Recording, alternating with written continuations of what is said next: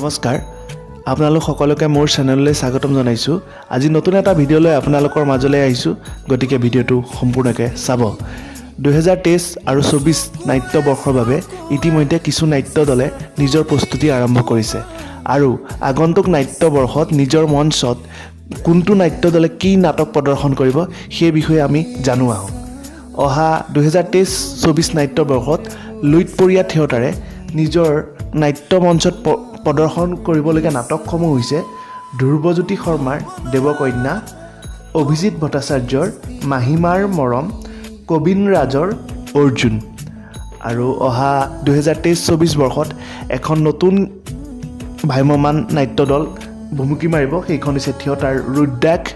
আৰু সেইখনত প্ৰদৰ্শন কৰিবলগীয়া নাটকসমূহ হৈছে অভিজিত ভট্টাচাৰ্যৰ মাছ ৰাতিৰ মমতাজ, প্ৰশান্ত মেনাৰ ৰুদ্ৰপ্ৰিয়া আৰু চম্পক শৰ্মাৰ ব্ৰহ্মাস্ত্ৰ।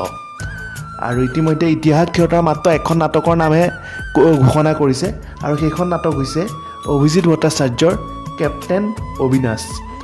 আৰু ৰাজমুকুট থিয়েটাৰ দুখন নাটকৰ নাম উল্লেখ কৰিছে, সেই দুখন নাম হৈছে ব্ৰহ্মচাৰী ৰাজদ্বীপৰ আৰু আনখন নাটকো হৈছে ৰাজদ্বীপৰে বেল।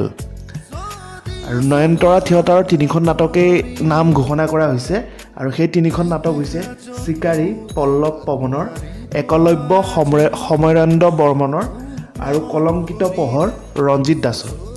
আৰু হেঙুলৰো তিনিখন নাটকৰ নামেই ঘোষণা কৰিছে। হেঙুলৰ তিনিখন নাটক হৈছে বুলবুল ৰাজদ্বীপৰ, নজৰ মৃদুল চুতীয়াৰ, চতুৰ প্ৰণৱ বৰুৱাৰ। আৰু থিয়েটাৰ সূৰ্যৰ মাত্ৰ এখন নাটকৰ নামেই ঘোষণা কৰিছে আৰু সেইখন হৈছে মোৰ কেঁচুৱাই কান্দিছে, এইখন অভিজিত ভট্টাচাৰ্যৰ। আৰু আগন্তুক বৰ্ষত আন এখন থিয়েটাৰ ব্যয়বহুল থিয়েটাৰ হৈছে ভুমুকি মাৰিব, সেইখন থিয়েটাৰ অভিনন্দন থিয়েটাৰ। আৰু অভিনন্দন থিয়েটাৰৰ তিনিখন নাটকৰ নামেই ঘোষণা কৰিছে আৰু সেই তিনিখন নাটক হ'ল নৰ্তকী নন্দিতা, এইখন হ'ল প্ৰণৱ বৰুৱাৰ নাটক, হীৰা চন্দাল পল্লৱ পৱনৰ, বেনামী প্ৰিয়া, এইখন হ'ল ৰাজদ্বীপৰ।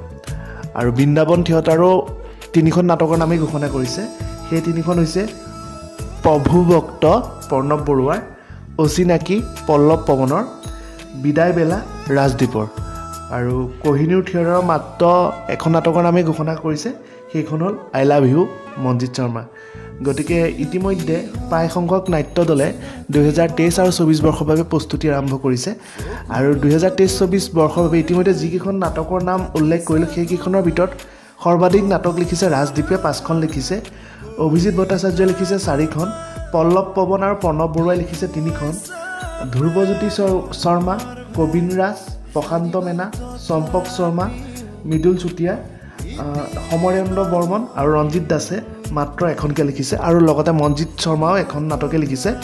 আৰু আগন্তুক বৰ্ষৰ কোনখন নাটক চাবলৈ আপুনি অধিক আগ্ৰহেৰে অপেক্ষা কৰি আছে আৰু আপোনাৰ প্ৰিয় নাট্যকাৰ কোন সেই বিষয়ে কমেণ্ট বক্সত কমেণ্ট কৰিবচোন।